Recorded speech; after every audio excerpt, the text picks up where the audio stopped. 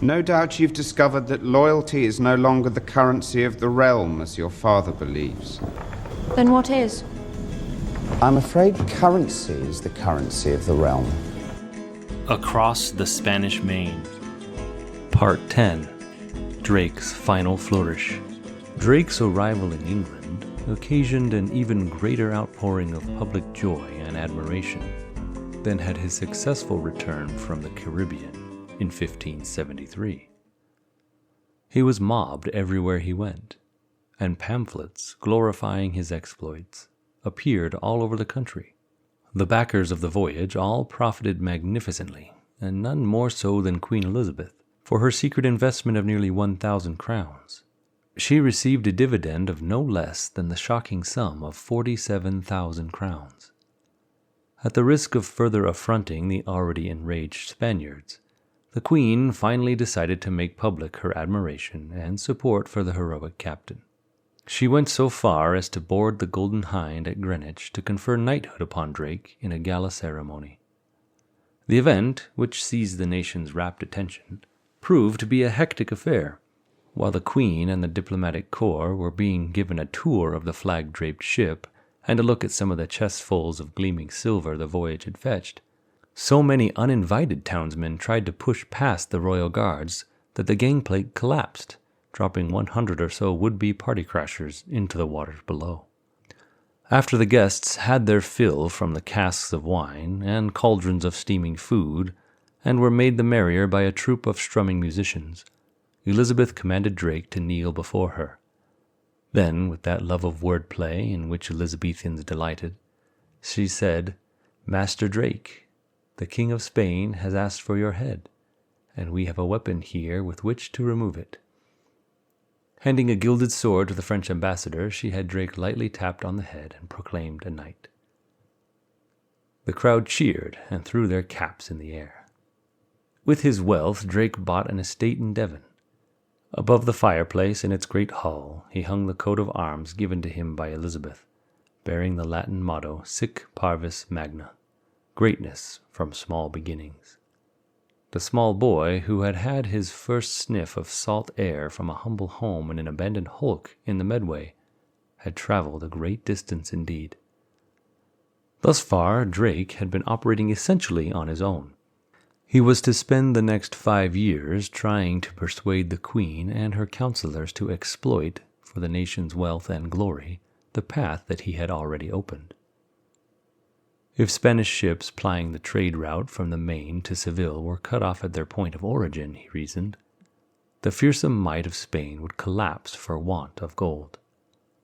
But he was putting forward an idea in advance of his time, and he had no luck until 1585. By that time, Spain was building a massive armada and threatening to send it against the English coast, and Drake's strategy suddenly made sense. Now, when he came before Queen Elizabeth with a new proposal, she listened intently. Drake's plan was the most ambitious he had yet concocted. This time he meant to seize the cities of Santo Domingo and Cartagena, which would make him a threat to all the lesser ports in between. Continuing west, he would send a land expedition across the isthmus to Panama, and then he would go northwest to Honduras, the site of some of the silver mines. In addition to silver, he expected to collect in ransom from the cities nothing less than 2.5 million gold ducats, an amount nearly 12 times Elizabeth's budget for annual government expenses. Torn between the irresistible lure of such a fortune and fear of Spanish reprisals, Elizabeth dissembled and temporized. But at last she consented to England's first national assault against the Spanish Main. She authorized the use of 2 ships from the Royal Navy, the 600-ton, 30-gun Elizabeth Bonaventure, which would serve as the flagship, and a 250-ton vessel named the Aid. Private merchants from England's seaport cities put up another 19 ships and several pinnaces, and a land force of 2,300 soldiers was raised. The expedition was finally ready to leave Plymouth on September 14, 1585. After some stops along the Spanish coast and in the Cape Verde Islands, where he undertook minor raids against Spanish shipping to let King Philip know that he was mightily at sea again, Drake turned west to cross the Atlantic and launch his grand design. It was late December by the time he reached the first of his objectives, Santo Domingo on the island of Hispaniola. Santo Domingo was the oldest city in the Americas. It had been founded by Bartholomew Columbus, brother of Christopher, in 1496, and had served as the capital of the Spaniards' New World Empire for the next 5 decades. At the middle of the 16th century, the Spanish colonial government, lured by the gold and precious stones of the mainland, had moved the capital to Cartagena.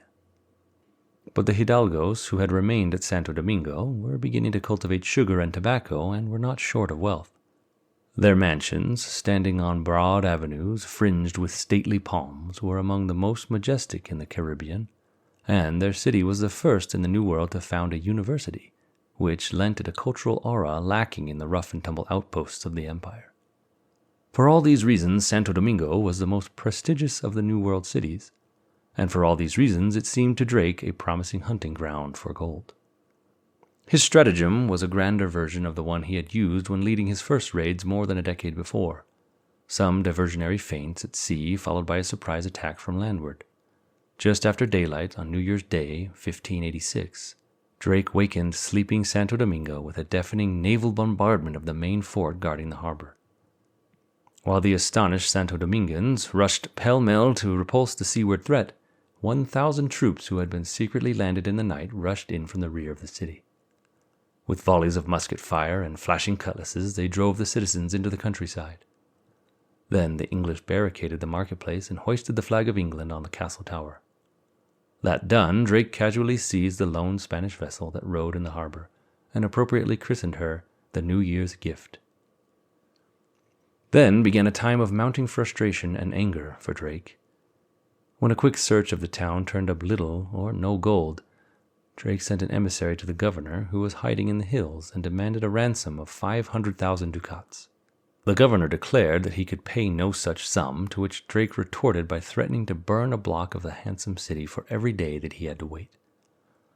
For 30 days the governor held fast. For 30 days Drake's men rummaged through deserted households and cellars, finding no loot, left flames behind them. In the end of a month, the governor finally produced an offer of 25,000 ducats, and Drake decided to call off the siege. The ransom was considerably less than he had counted on, but clearly the town would yield no more. Hoping for better luck elsewhere, Drake turned southwest and headed across the Caribbean for Cartagena, which lay nestled on the Colombian shore inside a double harbor. Arriving in the afternoon, he brought the fleet to the mouth of the outer harbor and anchored, a diversionary tactic designed to keep the Spaniards' attention fixed on the ships. When night fell, Drake disembarked his troops to march across the narrow spit of land leading past the inner harbor to the city. They found the approach more heavily fortified than they had expected. The path had been studded with poisoned barbs. 2 Spanish galleys lay in the inner harbor, ready to bombard the troops as they marched across the spit, and 4 cannon and 750 Spaniards guarded the entrance to the town. Drake's men evaded the first hurdle, bypassing the poisoned barbs and eluding the enfilading galleys by wading through the breaking waves on the ocean side of the spit. Then, in hand-to-hand combat, they forced their way through the rest of the route into the city. The scavenging soldiers had better pickings in the households here than in Santo Domingo. They found jewelry and precious stones in family strongboxes. They also seized the bronze bells from the church tower and 80 pieces of artillery from the fort. But 110,000 ducats, a fourth of his initial demand, was all that Drake could wrench in ransom from Cartagena's governor. Nevertheless, with Cartagena under his heel, Drake had conquered the capital city of the Spanish Main and thus held a key to the Caribbean coast. But his victory was a Pyrrhic one. He had lost 2/3 of his men already, either to skirmishes or to disease, and was in a weak position for assaulting Panama. And so the bold Drake, the awe-inspiring El Dragon, who in his younger days had never quailed in the face of the most improbable odds, was stricken with a fit of middle-aged cautiousness. He decided to pocket his disappointing loot and scrap his plans for Panama.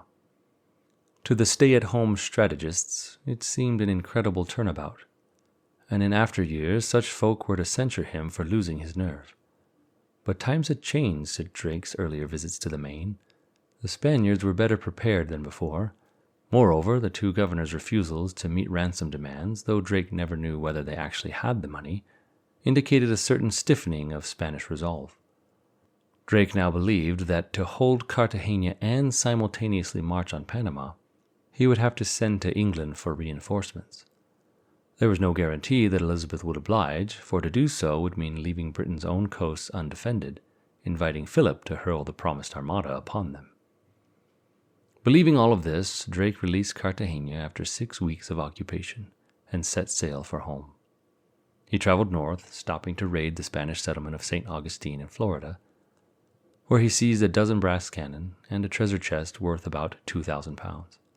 He next came ashore on the coast of Virginia, where his countryman Sir Walter Raleigh had sponsored a colony the year before. The colonists, reduced by hunger, disease, and Indian attacks, were ready to quit the venture, and Drake put them aboard his vessels and took them home to England. He reached Plymouth on July 28, 1586. The backers of the voyage were bitterly disappointed. The combined ransoms of Santo Domingo and Cartagena fetched only 15 shillings on every pound invested, for a 25% loss. Yet for all its failures, the voyage paid dividends of another kind. Rumors swept across Europe that Drake had annexed Panama, taken the whole of Hispaniola, begun building fortifications at Santo Domingo, and scattered the entire Spanish fleet. Not a word of it was true, but for Spain the effect was devastating. The Bank of Seville went bankrupt. The Bank of Venice, to which King Philip was heavily in debt, appeared likely to do the same, and the Fugger Bank at Augsburg, which circulated a newsletter to financiers, spread fear among other European banking houses. For the next 10 years, the bold adventurer who had touched off all these international tremors was for the most part occupied in pursuits closer to home. Elizabeth gave him the title of Her Majesty's Admiral at the Seas and named him to a commission charged with overseeing the royal dockyards. Meanwhile, he was elected mayor of the town of Plymouth and served also as a member of Parliament. Except for a swift foray out to battle the great Spanish Armada when it finally attacked in 1588, he remained ashore throughout most of the decade. But he never lost his dream of strangling the Spanish trade route in the New World, and he persisted in trying to induce the Queen and her counselors to allow him just one more voyage. Toward the middle of the 1590s, his prospects brightened, thanks to the troubles that beset the Spanish Empire. French privateers were moving in increasingly large numbers onto the islands fringing the northern edge of the Caribbean, and Dutch trading vessels were nimbling along the coast of Venezuela. With such predators threatening the base of her wealth, Spain had to declare a moratorium on all debts at home in 1595 while she awaited the annual shipment of Peruvian gold. Drake urgently pointed out to his sovereign that now was the time to strike at Panama. Elizabeth wavered. By the time she finally made up her mind, most of the Spanish treasure fleet had already reached Seville.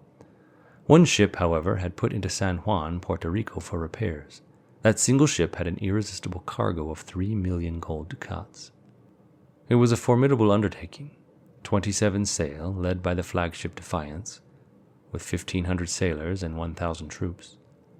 But for Drake, this voyage, like so many others, was to prove a study in frustration.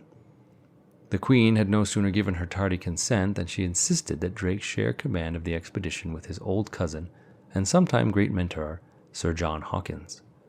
Like the Spaniards, who said of Hawkins and Drake that God made them and the devil brought them together, Elizabeth seems to have judged them an inevitable team. She judged wrong. Drake had exercised independent command too often and too boldly to share it now with anyone else, and Hawkins, who was now almost 70, was crotchety and slow-moving. But before long, Drake was relieved of the burden of this dual command. Hawkins took sick on the outbound passage and died just as the fleet came in sight of San Juan. Pausing only for a quick burial, Drake pushed on the next morning toward his target. But his attack was doomed from the start. Because the expedition had taken so long to get underway, the Spaniards had learned of it at least 3 weeks before the English had even left Plymouth. They had moved the 3 million gold ducats out of the crippled ship, stored the treasury safely in an impregnable San Juan fort, and blocked the entrance to the harbor with a sunken hulk. Without even attempting his old tactic of attacking from the rear of the city, Drake called off the assault. The first phase of the expedition had come to naught. Promising his dejected officers that he would take them to 20 places that were more wealthy and easier to be gotten, Drake set a course for Nombre de Dios. But he found the town deserted. The transshipment point had been moved to Portobello, a newer settlement 20 miles up the coast. Now, even the normally buoyant Drake was beginning to lose his old spark. All he could do was burn the deserted town, a spiteful gesture that netted him no treasure. Meanwhile, soldiers had sent across the isthmus toward Panama came staggering back in defeat after encountering a Spanish force on the trail. As a last resort, Drake decided to try his luck along the Honduran and Nicaraguan coasts. But he had to stop first to get water. Going ashore at the fetid and insect-ridden island of Escudo de Veriguas, he met a new disaster. A crippling wave of dysentery swept through the company, striking even Drake himself, who on earlier voyages had seemed miraculously immune to such afflictions. On January 23, 1596, he took to his cabin aboard ship, unable to give his customary cheer to his men. After a while he seemed a little better and aroused himself sufficiently to order the ship to proceed to Portobello.